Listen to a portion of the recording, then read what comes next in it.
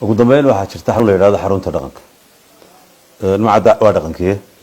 waa majhuul waa nakira laakiin waxa la xarunta dhaqanka Hargeysa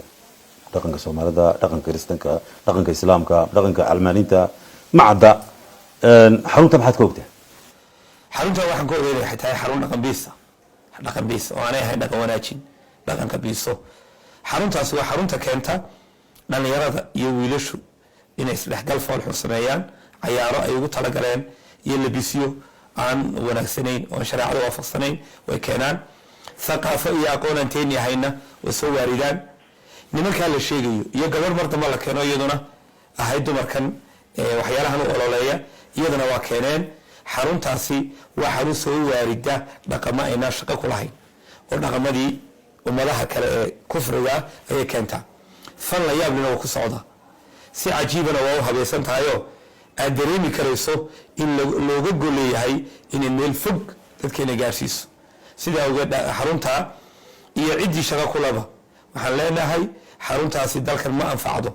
waxaan anfacaysa xarun dhaqankii islaamka ee Soomaaliyeed ee asturna ee hidaha laha ee haybada laha ee xishoodka laha in la soo celiyo waxaan arkayay hablo yar oo laga hadlayo xaydkooda iyo goortay caadada helaan iyo arrimo badan noocaas oo afka laga ilaalin jiray laga wareysanayo oo hawlaha la geliyo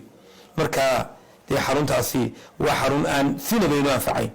waxaan kula talinayaa qolooyinka mas'uuliyiinta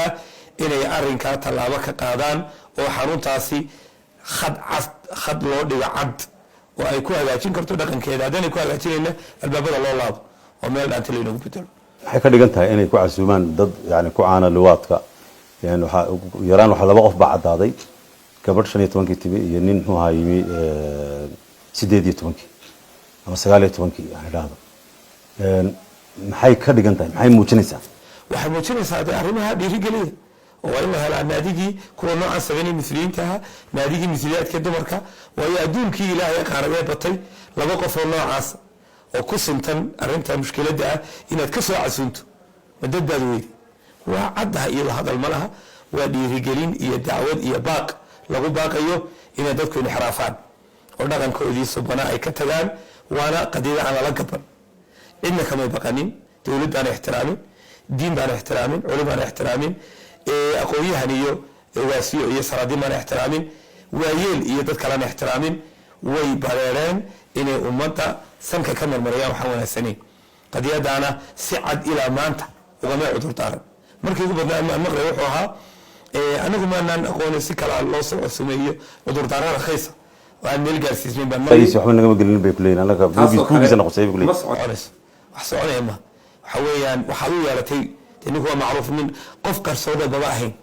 qof qarsoon wax kala soo baxeen waa cudur daaran laakiin qof la yaqaan oo caana suurtagal ma marka xarunta ragga jooga Ilaahay ka baqdaan ummadoodana ay fasaadin ummadda waa haday kamid yihiin oo tabaqanaya way hadaan kamid ahayna kuwa kamid yihiin haw tagaan ummadana faraha ka qaadaan sallallahu alayhi wa sallam wa baraka alayhi wa sallam aad u maasanta jazakallahu khayr assalamu alaykum wa rahmatullahi wa barakatuh